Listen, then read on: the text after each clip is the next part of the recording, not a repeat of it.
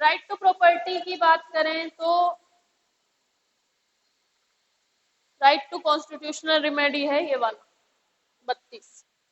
तो बेटा 31 जो है राइट टू प्रॉपर्टी, तुम्हें क्या लगता है क्यों रिपील कर दिया, क्यों सेंटर ने खत्म कर दिया इसको?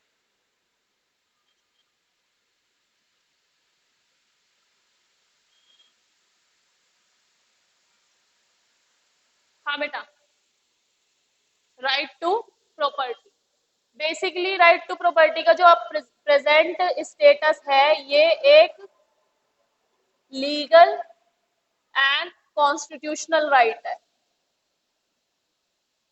Constitutional right, legal and constitutional right है अब। ठीक है, तो क्या कारण रहे इसको रिपील करने के? बेसिकली इसमें क्या लिखा हुआ था, राइट टू प्रॉपर्टी का मतलब क्या है कि आपको आपकी प्रॉपर्टी से डिप्राइव नहीं किया जाएगा, यानी कि किसी भी सिटीजन और नॉन सिटीजन को उसकी प्रॉपर्टी से डिप्राइव नहीं किया जाएगा, यानी वंचित नहीं किया जाएगा, उससे वो प्रॉपर्टी वापस नहीं ली जाएगी। अब इसके क्या, तुमको क्या लगता है कि इसके क्या नुकसान रहे होंगे जो सेंटर ने ये रिपील ही कर दिया? सोचो थोड़ा बहुत, क्यों रिपील कर दिया होगा सेंटर ने ये? अब मान लो मैं ये कहने लगूं ये मेरा है, ठीक है, ये प्रमाइस पूरा मेरा है। अब कल को सेंटर को लग रहा है कि भाई यहाँ से मुझे मेट्रो निकालनी है, सभी लोगों के लिए, अकेले मेरे लिए नहीं, सभी के लिए। तो सेंटर, अगर मेरा राइट टू प्रॉपर्टी है तो मैं तो कोर्ट चली जाऊंगी ना कि भाई मेरा राइट टू प्रॉपर्टी, आप यहाँ से मेट्रो नहीं निकाल सकते, मैं नहीं निकालने दूंगी। ठीक है, सबसे, हाँ बोलो बोलो। हाँ, तो वही चीज मैं कह रही हूँ, सरकार का कब आया वो राइट, जब सरकार ने ये खत्म करा था। क्यों खत्म करा था? हाँ वही, तो वही तो इसका आंसर है, ये राइट टू प्रॉपर्टी दे दिया था, लेकिन बाद में बेटा इसे रिपील करना पड़ा। क्यों, क्यों रिपील करना पड़ा? यही कारण था कि अगर आपको वेलफेयर, क्योंकि हमारा जो कंसेप्ट है कॉन्स्टिट्यूशन का वो वेलफेयर स्टेट का है, अगर किसी के लिए हॉस्पिटल बनाना है और वो जमीन जिसकी है वो देने से ही मना कर दे कि भाई मेरा तो राइट है, मैं नहीं दे रहा किसी को भी, तो ये चीज आई। यही सेम चीज मैं तुम्हें इसके आरआरटी एस के एग्जांपल में बताऊंगी, रैपिड रीजनल जो ट्रेन अभी ये चली है, क्या नाम है इसका, RRTC कुछ ऐसी है, ठीक है।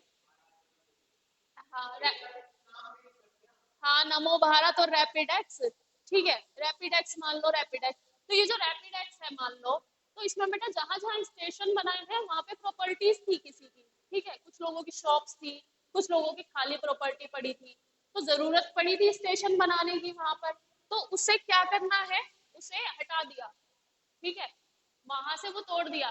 लेकिन क्योंकि ये लीगल राइट है और क्योंकि ये कॉन्स्टिट्यूशन में भी मेंशन है, तो बेटा उस पर्सन को कंपेंसेशन दिया जाएगा, ठीक है, उसकी प्रॉपर्टी लेने के अगेंस्ट में उसे कंपेंसेशन दिया जाएगा। अगर ये बस लीगल राइट होता तो कंपेंसेशन शायद नहीं मिलता, लेकिन क्योंकि ये कॉन्स्टिट्यूशनल भी है, तो अगर आप उसको उसकी प्रॉपर्टी से डिप्राइव कर रहे हो, जो आर्टिकल 300A कह रहा है, तो आप उससे कंपेंसेशन देंगे, ठीक है, वंचित कर रहे हो तो उसके बदले उसे कुछ तो देंगे, ऐसा तो नहीं कि छीन के बैठ जाओगे कि नहीं ये तो हमारा, तुम्हें कुछ भी नहीं दे रहे हम, ठीक है।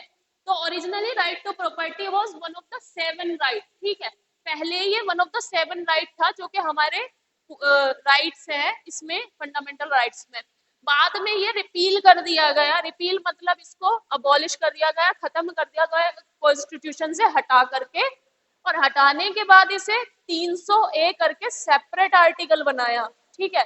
और वही जो तुम प्रॉब्लम बता रहे हो कि फिर देने से ही मना कर दें, इससे तो फिर सारे जो प्रोजेक्ट्स हैं वही रुक जाएंगे। तो अगर कुछ भी हमें प्रपोज करना है तो वो प्रॉपर्टी, अब अल्टीमेटली क्या है, सब कुछ किसका है, गवर्नमेंट का, लेकिन गवर्नमेंट क्या करेगी, ऐसे ही नहीं ले सकती आपसे, उसके बदले गवर्नमेंट को कंपनसेशन देना पड़ेगा, है ना, उसके बदले कंपनसेशन देंगे और तब आपसे,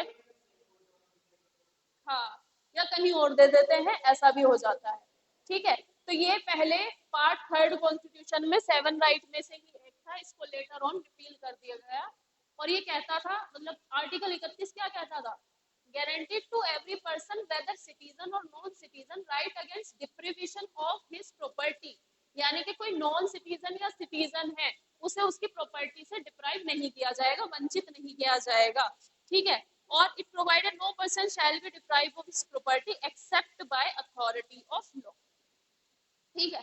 फिर इसमें बहुत सारे अमेंडमेंट हुए, 4th, 7th और 39, 40, 42, ठीक है। इसमें भी 31A, 31B, 31C भी ऐड हुए टाइम टू टाइम वो करने के लिए, सुप्रीम कोर्ट के जजमेंट को नलीफाई करने के लिए। लेकिन फिर बाद में 44th अमेंडमेंट एक्ट कब अबॉलिश हुआ? ये 44th अमेंडमेंट याद रखना, 44वां, ये मैंने क्या ही बना दिया, 44th कहाँ पे? मैग्ना कार्टा के बाद मैंने क्या लिखा? ये 6 राइट्स, टोटल 6 राइट्स है ना। अब 7 तो ये तो अबोलिश ही हो गया, अब तो इसे मानेंगे ही नहीं हम, है ना। तो 44th अमेंडमेंट एक्ट आया 1978 में, और इसने जो है इस राइट को पूरी तरह से क्या कर दिया? रिपील ही कर दिया, ठीक है। तो 44th amendment act 1978 abolished right to property, abolished right to property, यानी कि आर्टिकल 31 खत्म, आर्टिकल 31। और क्या ऐड कर दिया? Added a new article and added an article, ठीक है। कौन सा आर्टिकल ऐड किया? जो हमने ऊपर लिखा है, कौन सा आर्टिकल है? 301, याद रखेंगे 300A। कभी भी क्वेश्चन आए ना कि अब राइट टू प्रॉपर्टी कौन सा कैसा, जैसे कि फॉर इंस्टेंस मैं तुम्हें बताऊं कि right to property fundamental right है, लीगल राइट है, या लीगल और कॉन्स्टिट्यूशनल राइट है, तो जब भी आप क्वेश्चन पे लगाओगे तो अब ये बेटा लीगल एंड कॉन्स्टिट्यूशनल दोनों है, तो जब भी लगाना लीगल और कॉन्स्टिट्यूशनल राइट लगाना, फंडामेंटल राइट अब ये नहीं रहा, ठीक है। अब ये खत्म हो गया फंडामेंटल राइट से। और कौन से पार्ट में है? अब बेटा इसका पार्ट भी बदल गया है, पहले तो पार्ट 3rd में था फंडामेंटल राइट के साथ में, अब इसका पार्ट बदल करके पार्ट 12 में इसे रखा गया है। जैसे पार्ट्स होते हैं ना, किसी भी बुक के अलग अलग पार्ट्स बनाए जाते हैं, ऐसे ही हमारे कॉन्स्टिट्यूशन के भी अलग अलग पार्ट्स हैं, जिसमें कि पार्ट 12 में अब 300 आर्टिकल को रखा गया है। अब इसमें इसकी हेडिंग कैसे पढ़ी जाएगी? It provide that no shall be deprive of his property except by authority of law, यानी कि आपको आपकी प्रॉपर्टी से, फॉर इंस्टेंस की अगर मेरी प्रॉपर्टी है और आप उस पर कब्जा करना चाहो तब तो कोर्ट है वो आपको नहीं देगा, लेकिन अगर स्टेट गवर्नमेंट या सेंट्रल गवर्नमेंट मेरे से कहती है कि भाई ये हमें दे दो, हमारी है, तो मैं मना नहीं कर पाऊँ, ठीक है। ये है कि अथॉरिटी ऑफ लॉ तो आपसे आपकी प्रॉपर्टी ले सकती है, यानी कि सरकार ले सकती है, सिंपल शब्दों में कहें तो, ठीक है। लेकिन आप एक दूसरे को नहीं कर सकते, जैसे कि भाइयों भाइयों में लड़ाई हो जाती है ना जायदाद को लेकर कि ये मेरा है, ये मेरा है, तो कोर्ट ऐसे भी नहीं कर सकता, अगर एक भाई का हक है ना उस पे तो उसी को दिलाएगा, तो आप एक दूसरे को डिप्राइव नहीं कर सकते। बट अथॉरिटी ऑफ लॉ यानी कि अल्टीमेटली गवर्नर आपको उससे डिप्राइव कर सकती है, ठीक है। तो इसमें ये ऐड कर दिया, ठीक है। तो बस इसका लास्ट लिख लेते हैं, it provides no person shall be deprive of his property, हाँ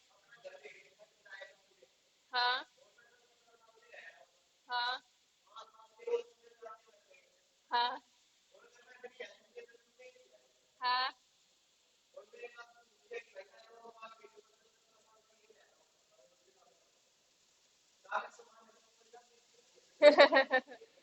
ऐसा ऐसा हो जाता है, और बहुत केसेस में हुआ है कि किराएदार रहकर ही कब्जा कर लेते हैं, लेकिन उसके लिए बेटा एक्ट बने हुए हैं, और उसमें जो है एक एक्ट तो तुमने नाम सुना होगा, कॉन्ट्रैक्ट एक्ट के नाम से। तो जब किसी को रेंट पे घर देते हैं तो उसके साथ कॉन्ट्रैक्ट वगैरह भी तो होता है, कुछ साइन करते हैं, कुछ पेपर्स वगैरह। तो जब तक जो उसका अल्टीमेटली जो पेपर्स वगैरह होते हैं उसकी रजिस्ट्री तहसील में उस बंदे के नाम है, जिस बंदे ने उसे रेंट पे दे रखा है, तब तक आप कुछ नहीं कर पाओगे। या तो वो रजिस्ट्री चेंज करवा दो वहां से तहसील में से जाके, अपने नाम रजिस्ट्री करवा लो, जब तक रजिस्ट्री वहां पर है तब तक कोई नहीं बिगाड़ पाएगा कुछ भी। ठीक है, तो ये एक एस्पेक्ट है, और तो कुछ कुछ हो ही रहा है। ठीक है।